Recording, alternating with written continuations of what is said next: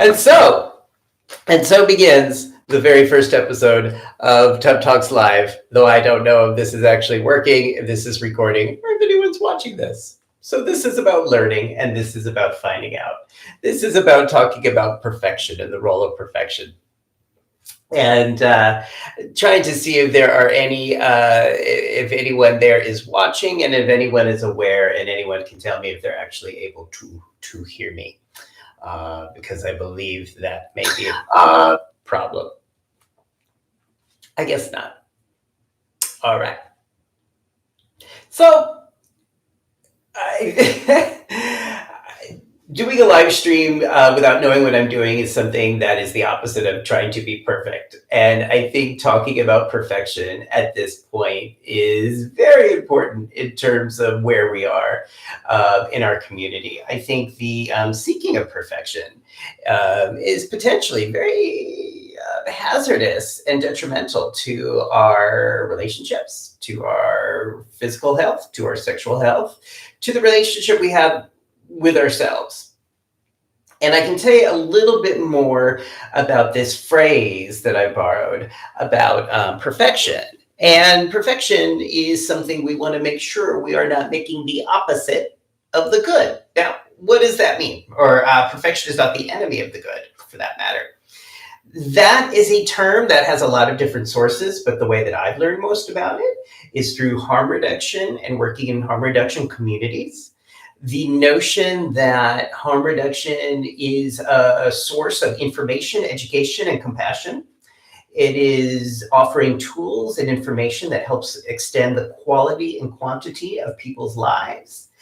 And it's usually referred to in terms of drugs, but I actually think it has to do with sex. It has to do with really anything that we do that has the potential to give us pleasure. And what we discuss in harm reduction is that helping people utilize tools to stay alive is not a perfect science most of the time. It's really something that's there to help people live and thrive. For example, syringe exchange is probably one of the most common forms of harm reduction that's talked about. Syringe exchange is when people who are utilizing IV drugs have access to clean needles so that they are not passing around viruses like HIV or hepatitis C or various other blood viruses. What syringe exchange does is give people the opportunity to go to a safe place where they're not going to receive moralizing and judging or shaming or shoulding, and they're given the clean needles they need. Is it a perfect science? No. Does it always reduce or stop infection? No, but it's very helpful. The data shows it's very helpful. I expand this idea in harm reduction to include seatbelts. If you're driving at all, anytime you put on a seatbelt does not perfectly stop people from being harmed or injured or dying when they're driving. But what we know about seatbelts is that what they do if you are driving and you are in an accident is that seatbelts help reduce risk. Seatbelts in and of themselves can help extend the quality and quantity of your life and the people you love. So that's why we encourage them. And that's why there's policy now that says that you must use them, and, specific to children as well, that the ways children must be buckled in is very specific. And again, all of that is to say is not because seatbelts are miracles, but because they do a lot to increase our quality and quantity of life. Think about sunscreen. Today's a really, really warm day, and people are on the beach and they're in the sun. And if you wear sunscreen, I hope you're wearing sunscreen if you go outside, especially in this. But what sunscreen is going to do is protect you from the sun rays and hopefully reduce the risk of getting melanoma. It's not going to perfectly stop it. It is not all or nothing. It is not a perfect intervention, but it is a very, very good intervention. And it is an intervention that people use regularly without giving much thought. And again, use of sunscreen to protect yourself when you're in the sun reduces the chances of getting melanoma significantly. It is not perfect, but it is good. So I use syringe exchange, seatbelts, and sunscreen as ways of considering how we already have sort of a built-in framework to accept that perfect is not the enemy of the good.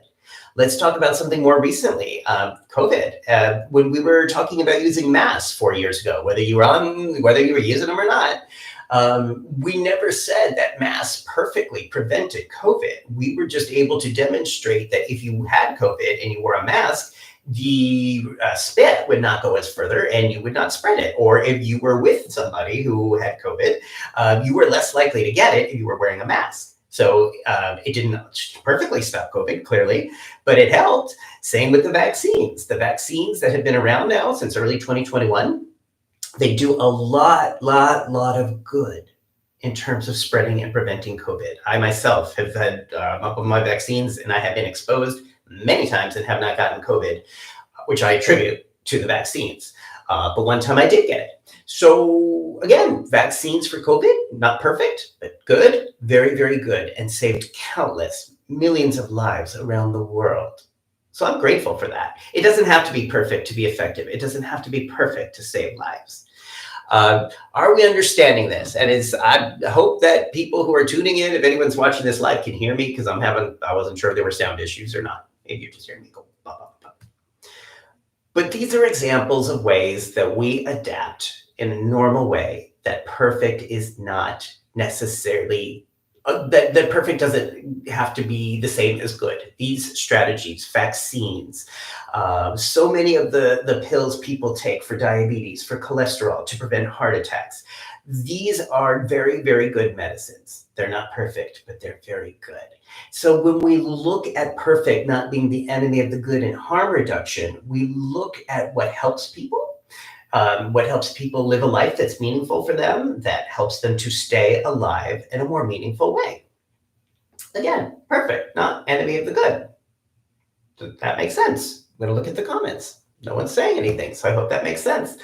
So what's next? Well, then we think about our relationships with ourselves. Now, you've been watching Tough Talks as a series. You know that at least half of the guests that I've interviewed have some kind of issue, some kind of dysmorphia or distortion of their body's beauty. And in the gay male community, that is such a common, ubiquitous thing, because so many of us were told at such an early age that we are not perfect, that we are not good, that there's something inherently wrong or flawed or pathological about us. So for a lot of gay men, unconsciously, they just start to make up for that by trying to be perfect and have the perfect body and have the perfect this house, car, boyfriend, muscles, whatever. That's a lot of pressure. And it's really unsustainable. Consequently, we have a lot of gay men struggling with a lot of mental health issues, one of which is body dysmorphia, which I draw attention to in these interviews. Once again, the reason why I ask guests what they like about their body is that I'm trying to explore that realm of what is good. Maybe not what's perfect. I don't even know what perfect is, because I think my ideas of a perfect body are very different from a lot of what other people think. But that your body, our bodies, when we have a body, is a vehicle, a resilient instrument that's capable of offering us so much pleasure, so much joy, so much satisfaction, so much fulfillment. But unfortunately, what we tend to do, especially gay men and women, is to berate it, put it down, say there's something wrong with it. And where we start to change that line of thinking and change that synaptic connecting is when we start to undo the all or nothing, that your body must be perfect or else, that your body must be a certain weight or a certain height or a certain color or have a certain amount or not have a certain amount of hair in order to be considered perfect. This isn't about perfect. I mean, I think the other way is that like all bodies are perfect.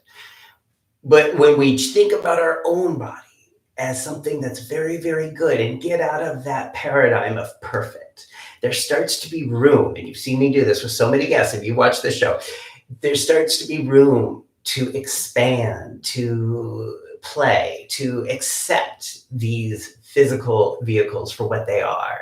And the beautiful, resilient vehicles that they are is in that realm of that they are very good, that they are good vehicles. Are they perfect? Mine isn't, but it's good, and I feel good about that. So that is something that I've consciously done in my work, in my therapy work, and in these Tough Talks interviews, is introducing that idea that perfect is not the enemy of the good when we look at our bodies when we're naked in the mirror or naked in the tub, as the case may be.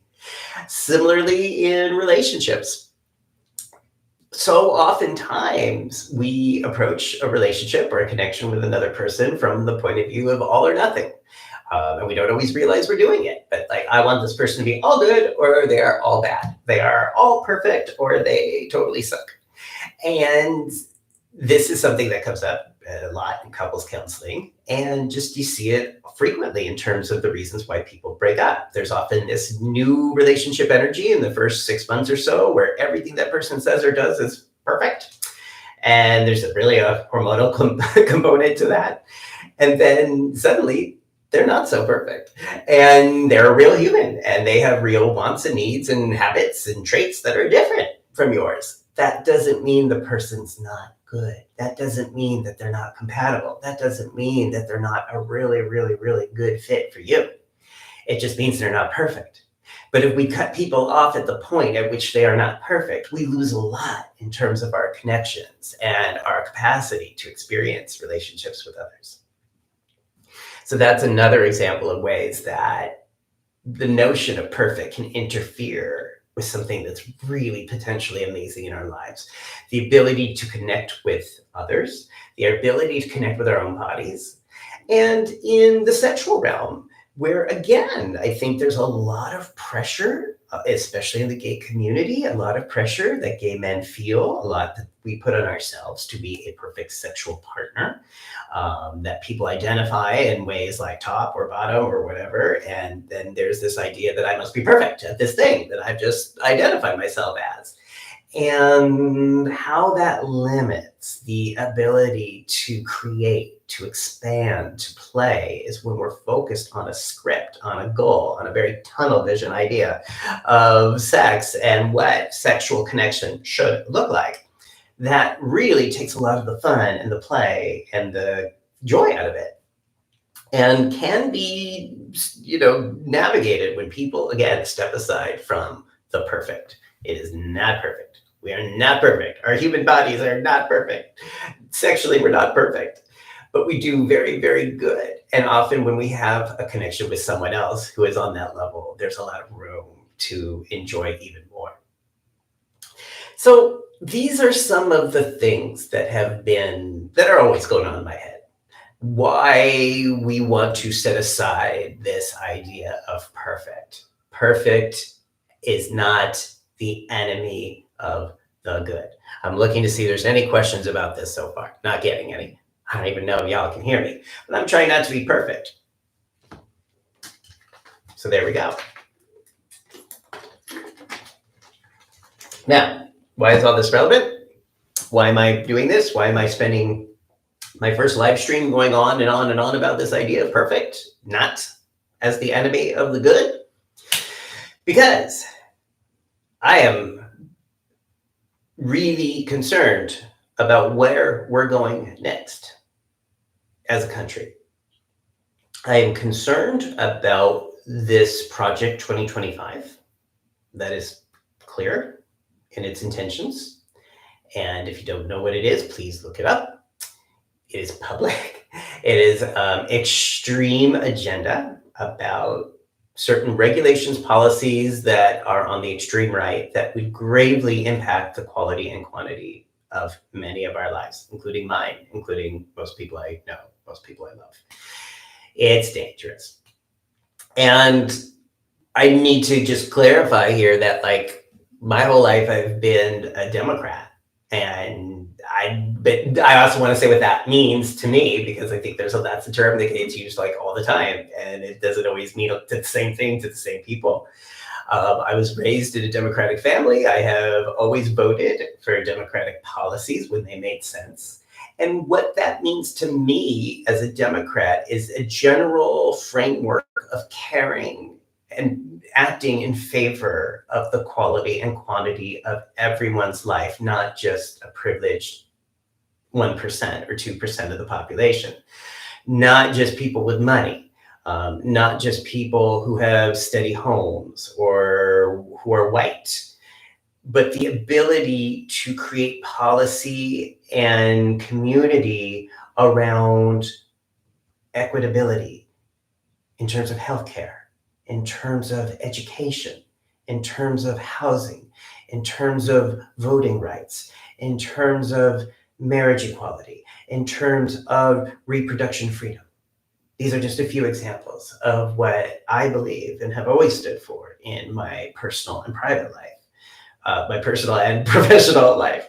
Um, and have always voted for or policies that favor these ideas of people being able to have a meaningful life, that it's not just about me as a privileged man having a certain life, but it's about a we, not just a me. And on that Democratic side, we often have a lot of conflict and debate and differences about how we get there, about how we act in ways and enact policies that can enhance the quality and quantity of people's lives. Lots of discussion, lots of debate about that. Sometimes they're really interesting. And, again, this is a work in progress. But there's also really support because we're talking about people's quality of life, that we're also talking about people having a voice, all people having a voice in this process. So when I say that I vote Democrat, that's what I mean. I also am a mental health professional, and I believe that our mental health, our sexual health, and our political health are deeply entwined.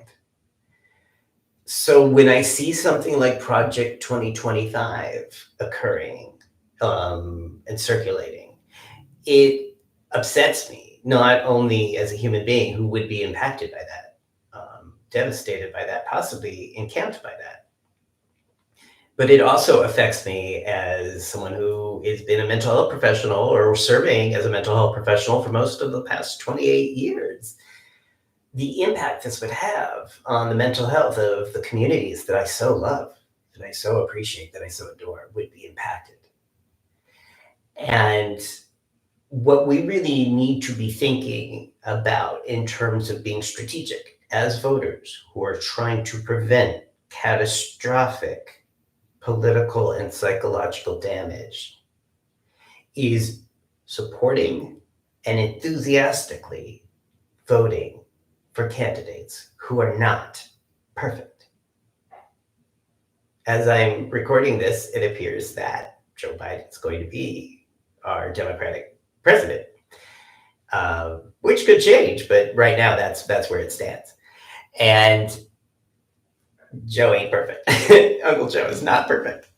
He has demonstrated that, and he has owned up to that. He is really struggling in some ways. And I think he's trying to have more transparency around that. But however this shakes out, whether it's Joe Biden or Kamala Harris or whomever, they're not going to be perfect. It's not going to be a perfect candidate. And by the way, I don't think we've ever had a perfect candidate. We've idealized people historically. Barack Obama is now really held to an esteem and idealization, which was not there during his actual presidency. And I think a lot of Democrats do idealize the Bill Clinton years in a lot of respects, but he was not seen that way during the 8 years that he was president. So there is no perfect candidate. There is no perfect candidate. And it is so important that we think about the implications of that as we get closer to campaigning, volunteering, discussing, debating, and voting. We absolutely, for our physical, political, psychological health, need to get behind a candidate who is not perfect, but is good.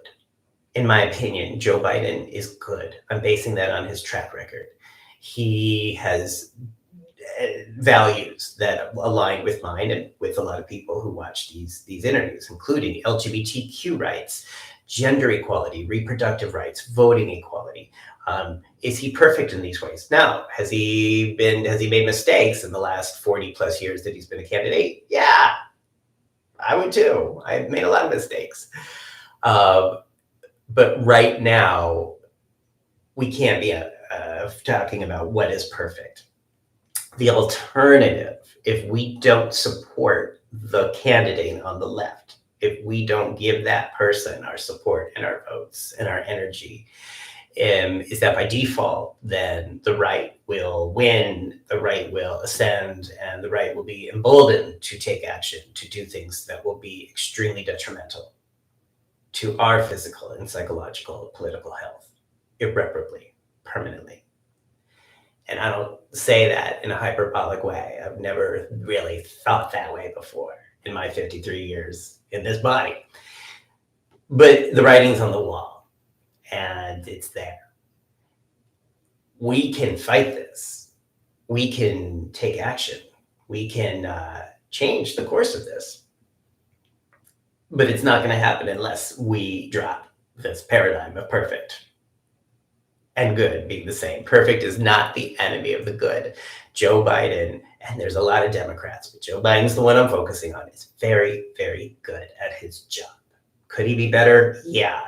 Would I love to have a conversation with him? You bet. Would a lot of you like to have a conversation and tell him how he could be better? I'm sure you would. But in the meantime, please don't let that stop you. The failing of perfection be a detriment to supporting and voting for a candidate who wants us, all of us, to live, to thrive, even the Republicans on the right. He wants everyone to have a quality, quantity of life. Perfect candidate? No. A very good candidate? Yes. Now, I'm not seeing any comments, and I still don't know if I'm doing this right. Maybe there's no comments. That's fine. But I wanted to say this because I'm coming up on 150 episodes of Tub Talks. I'm really proud of this. It's been an amazing ride. Getting to interview people I don't know, getting to interview people I do know, but didn't know that well. Getting to know people I know well, better. And thinking about how we can create a world that is founded in love and play and health and equality and equity and diversity and celebration and mental health and sexual health and spiritual health.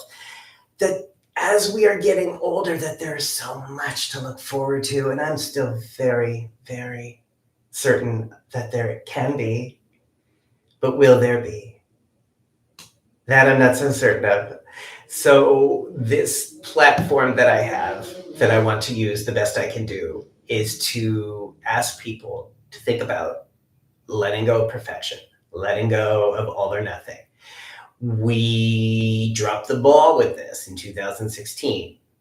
Hillary Clinton was an extremely good candidate, but not perfect. So a lot of people sat that out and just said, nah, not for me. I'm not going to do this. They didn't vote at all. And we saw the results is that allowed Trump to get into the White House, and the House and the Senate for a while were also controlled by the right.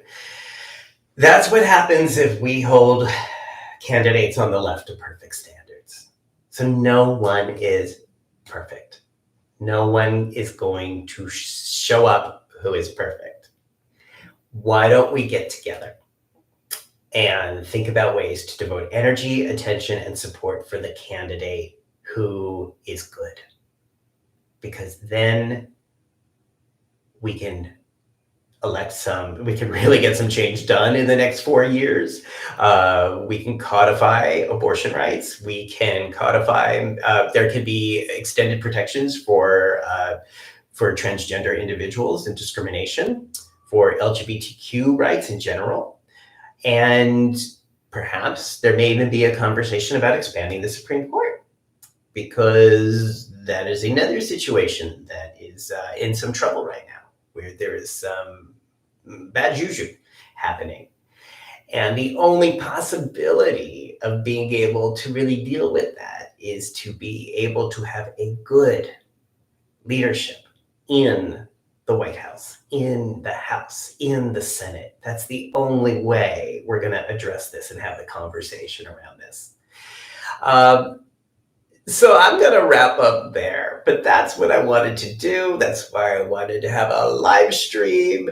That's where I'd like to facilitate conversations, whether it's live or later, and really talk about this idea that we can make this change. We can be this change, that we deserve to be who we are in a world that celebrates and embraces us and wants us to have an extended quality and quantity of life.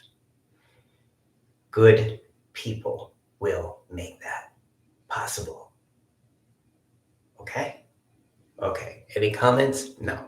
So please keep watching Tub Talks with Damon. Please keep thinking about these things. Please let's have a dialogue, or not with me, have it with your friends in your bathtubs or your beaches or wherever it is you're having conversations with your friends. Please explore with them what they think about this notion that perfect is not the enemy of the good. And please don't make perfect of the enemy of the good, or we will truly see what the enemy is capable of in November of 2024. Thank you for watching. All right, here we go.